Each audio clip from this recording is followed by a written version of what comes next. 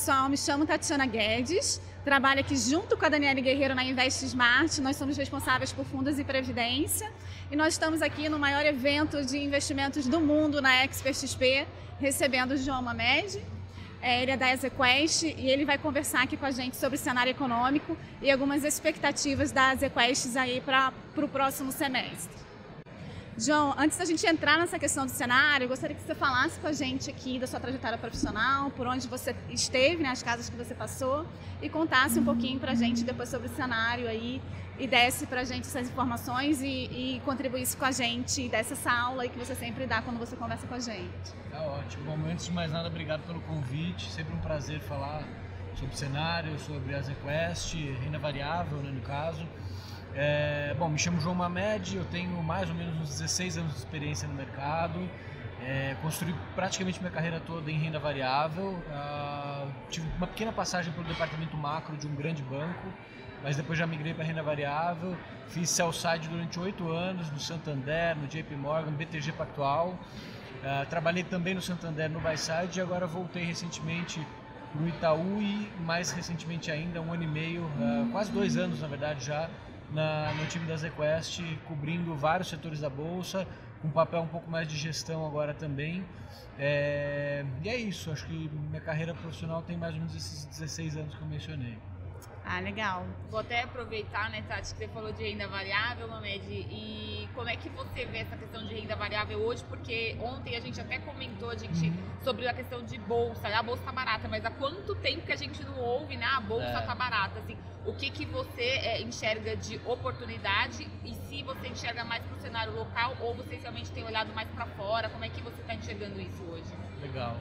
Acho que assim, a gente está vivendo esse momento, né, um momento de tempestade perfeita quando a gente olha para o cenário global macroeconômico. A gente está passando por um processo de desaceleração global de crescimento, a gente passou por um período de juros reais negativos durante muitos anos e agora por conta da inflação, né, você teve obviamente a pandemia do Covid que trouxe preços muito para cima, dados os estímulos que os governos no mundo inteiro promoveram, teve a guerra da Ucrânia com a Rússia que também pressionou preços de commodities para cima, então fez com que a inflação global saísse do controle. A gente está vendo níveis de inflação nos Estados Unidos, nas economias desenvolvidas que a gente nunca viu nos últimos 40 anos, né?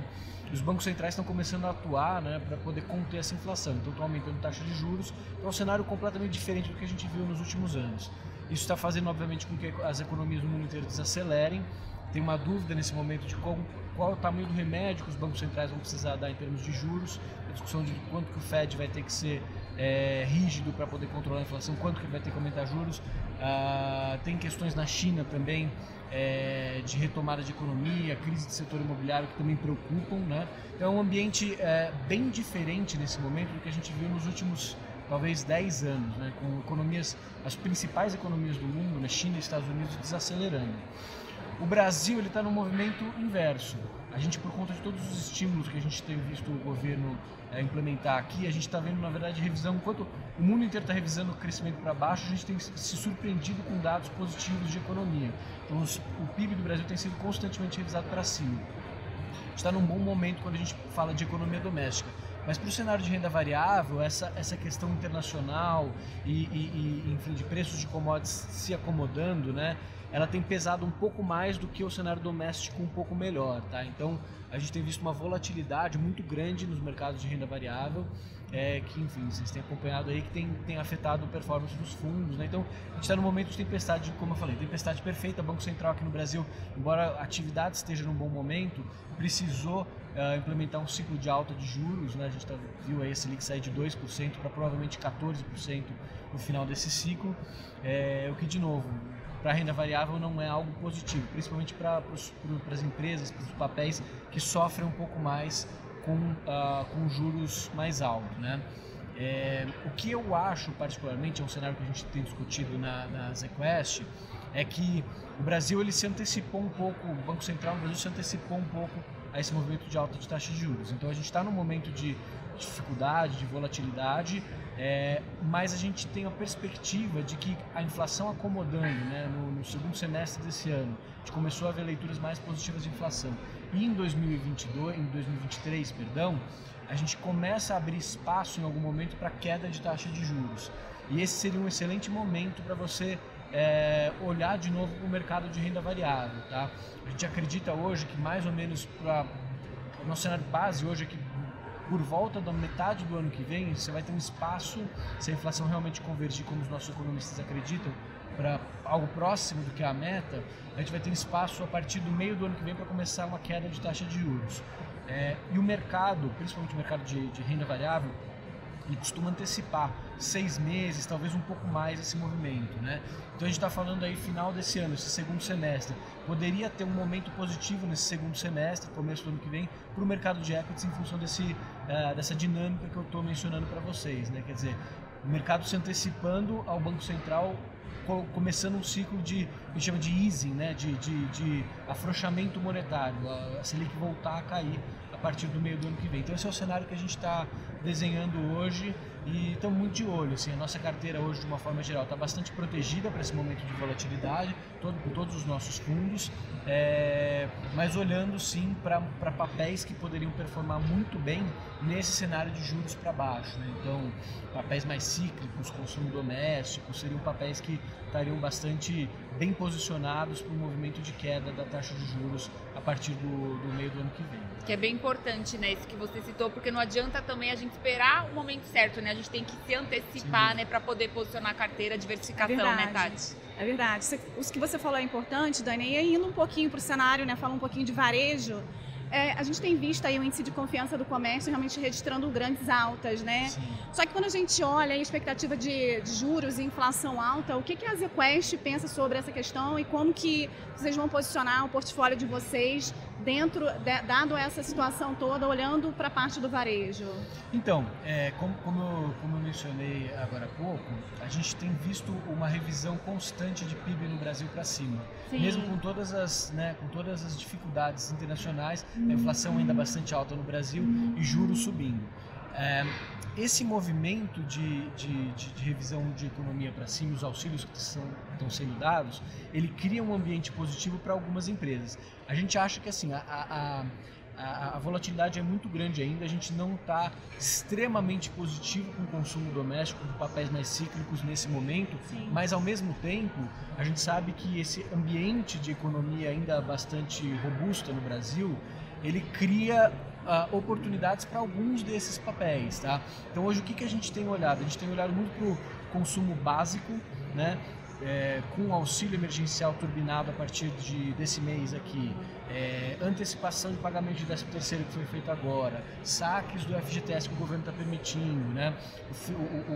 Todos esses estímulos que o governo começa a promover, eles deveriam criar uma demanda principalmente para o consumo básico bastante relevante, né? Porque quando a gente fala em consumo, a gente tem que dividir, não dá para generalizar. Sim. Consumo você tem baixa renda, média renda, alta renda. O consumo de alta renda, mesmo com a crise, mesmo com a inflação alta, ele continua bastante resiliente, porque o pessoal que tem mais poder aquisitivo tem mais poupança. Então, no momento de economia mais fraca, eles conseguem manter um nível de consumo ainda razoável, né? Um nível de crescimento de consumo razoável. Mas o pessoal de média e baixa renda, eles sofrem muito com a inflação. São muito afetados pela inflação. Então, como o governo está promovendo esses estímulos, principalmente para essa camada da população, esse consumo mais básico, ele deveria deveria ser turbinado agora. É uma gasolina que o governo está colocando para esse consumo mais de base, né? Então, o açaí é um case que vai ser bastante beneficiado, a empresa que vai ser bastante beneficiada por esses auxílios que estão sendo promovidos pelo governo. A alta renda não sofre tanto com a inflação, mas a baixa renda sofre. Então o governo promovendo esses auxílios vai aumentar muito o consumo de base. E o açaí, ele tem um formato, na nossa opinião, que é um formato vencedor. Tem ganhado share sobre o hipermercado. O hipermercado é um formato que está, na nossa opinião, fadado ao fracasso no Brasil. E o cash and carry, né, o atacarejo, que é o açaí, ele tomou todo o espaço que o hipermercado representava no passado. Então, o auxílio ajuda muito esse tipo de consumo de base e, de novo, o formato vencedor para a gente é o açaí. A gente acha que está num nível de precificação bastante interessante, está super barato, dada a projeção de lucro que a gente tem para os próximos 3, 4 anos. É uma das maiores posições que a gente mantém hoje, né? Então a gente prefere, de novo, ter papéis mais de consumo de base nesse momento nas nossas carteiras para poder se beneficiar dessa dinâmica onde o governo está implementando auxílios que vão ajudar essa população, né? A gente nesse momento prefere não ter cases mais discricionários, mais cíclicos, que dependem mais de mais renda ainda, né, de crédito, né, cases, empresas mais relacionadas a consumo, onde o financiamento é muito importante, né, eletroeletrônico, enfim, né, para pegar algum exemplo aqui, uma Magalu, uma Via, uma Americanas, que dependem mais de renda mais alta e de crédito, a gente acha que ainda vai ter um período de turbulência para esses papéis. Agora, o consumo de base, como o açaí, que foi um dos cases que eu trouxe aqui, eu usei de exemplo, ele é o modelo perfeito para a gente ter na nossa carteira, tá? Boa, Mamed. Eu vou aproveitar, né, esses minutos finais. A ZQuest, ela tem estratégias de arbitragem, crédito privado, macro, renda variável. Como é que a ZQuest pode contribuir, né, para a carteira dos clientes? O que você indicaria de alocação pensando na diversificação e que você acredita que vai agregar realmente retorno para a carteira dos clientes? Olhando para o final do ano e também para 2023, claro, né? Não, ótima pergunta. Eu acho que dentro do portfólio de renda variável, a gente tenta em todos os mandatos manter um equilíbrio, tá? A gente não costuma ser bastante agressivo em nenhum setor ou nenhuma posição para manter uma volatilidade no nosso fundo, né, mais estável, quer dizer, manter um equilíbrio na nossa carteira com papéis um pouco defensivos e no momento que a gente achar que precisa ter um pouco mais de discricionário, comprar um pouco mais de discricionário para capturar uma eventual volta da economia, queda da taxa de juros. Nesse cenário que eu coloquei para vocês, né, que eu acho que o Banco Central tem espaço para começar, na verdade, a cortar juros a partir do meio do ano que vem, o mercado anteciparia, eu acho que um portfólio que você tenha papéis que reagem melhor à queda de taxa de juros faz mais sentido. A gente tem um produto lá que é campeão, tem um track record extremamente positivo, foi eleito fundo da década, que é o nosso Small Mid Cap, é o ZQuest Small Mid Cap, que é um mandato que tem como referência, né, um benchmark, o índice Small, e ele é, por natureza, um produto que tem mais Small Caps, Small Mid Caps, eu diria, tá? A gente não pode ter muitos das Large Caps. Então, nesse momento de economia, de mercado de equities mais positivos, taxa de juros caindo e eventual rally da bolsa, esse é um produto que vai ter um beta interessante quando a gente olha para a performance dele comparado ao Bovespa. Em momentos de alta, ele tende a capturar, de novo, pela essência dele, pela construção do portfólio, por ter um pouco mais de small caps, mais alta, né, uma performance mais positiva do que os fundos que são, por exemplo, atrelados ao Bovespa. Então ele tem um beta, no final do dia que eu estou falando, ele tem um beta mais alto, né? Um portfólio que deveria ter um beta mais alto. Nesse momento, como eu falei, de volatilidade, a gente está usando do nosso time ali de research, e os nossos gestores têm travado um pouquinho a volatilidade do fundo através de um portfólio mais equilibrado, com açaí, por exemplo, mas tem N outros ativos que a gente tem aqui que trazem esse equilíbrio para o nosso portfólio, mas no momento que a gente achar que o cenário virou e a gente tiver um pouco mais de discricionário para fazer jus a esse mandato Small Mid Cap, ele deveria ter um beta maior, então ele deveria performar no momento de rally da bolsa mais deveria ter uma outperformance, uma performance melhor do que o índice Bovespa no momento de alta. Então eu diria que esse é um produto que faz muito sentido para alguém que começa a ficar bastante otimista com renda variável olhando para 2023. É bom que não é mais do mesmo, né, Tati? A gente aproveita a expertise, né, da ZQuest, né, que existe aí desde 2001 para ter um produto diferenciado na carteira, né, Mamed? Sem dúvida. E tem estratégia também em previdência, small caps agora. Isso, a gente abriu recentemente uma estratégia de previdência, que é um espelho do nosso fundo tradicional, Small Mid Caps, então ele acompanha exatamente a carteira colada no nosso fundo, né? E como eu falei, esse fundo ele tem um histórico, como a gente fala, né, nunca é garantia do futuro, de rentabilidade futura. Mas se você olhar para o histórico e olhar para o gestor que estava lá, que é o mesmo gestor que continua na ZQuest, ele tem um histórico de mais de 10 anos aí de um retorno extremamente favorável. Como eu falei, foi eleito o fundo da década. Então acho que a gente tem credenciais aí para continuar recomendando. Boa, parabéns. Obrigado. A gente queria abrir aqui para considerações finais, João. Então, se você quiser dar suas considerações aqui, falar um pouquinho, fique à vontade. Né, Tati? Isso. Depois dessa aula, né? Afinal, foi uma aula. Legal. Acho que, de novo, queria agradecer vocês pelo espaço, pela oportunidade. A gente na ZQuest tem um portfólio, uma grade de produtos bastante diversificada, né? Como você comentou, a gente tem fundo de crédito, fundo macro, renda variável, a gente tem uma estratégia diversificada, fundo de arbitragem, a gente trouxe um time agro agora para compor nossa carteira de produtos, então é uma asset extremamente diversificada. Eu, por estar no time de renda variável, tenho um viés para vender meus produtos aqui de renda variável mais do que os outros, mas eu acho, sinceramente, né, que de fato a gente está passando por um momento muito turbulento, a gente tem visto uma volatilidade muito grande no mercado esse ano, tanto o índice small quanto o Bovespa não estão tendo o desempenho que a gente gostaria, mas pensando em 2023, eu acho sim que a gente está bem posicionado para começar a capturar um movimento de queda de taxa de juros a partir do meio do ano. E como eu falei, o mercado costuma antecipar pelo menos uns 6 meses esse movimento, né? Então, se a gente espera que a partir do meio do ano a gente comece a ver um ciclo de afrouxamento monetário, o momento para investir equities deve ser esse segundo semestre do ano, tá?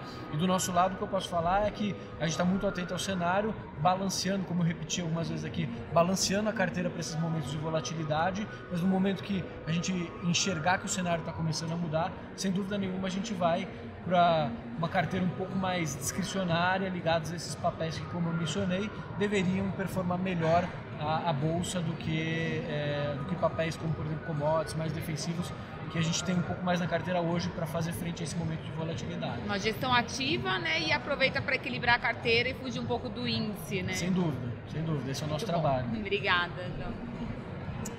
Gente, a gente agradece a presença de vocês aqui. Obrigada, João. Obrigado. Você deu uma aula pra gente, uma honra, né? Contar com a sua presença. Acompanhe a gente nas redes sociais.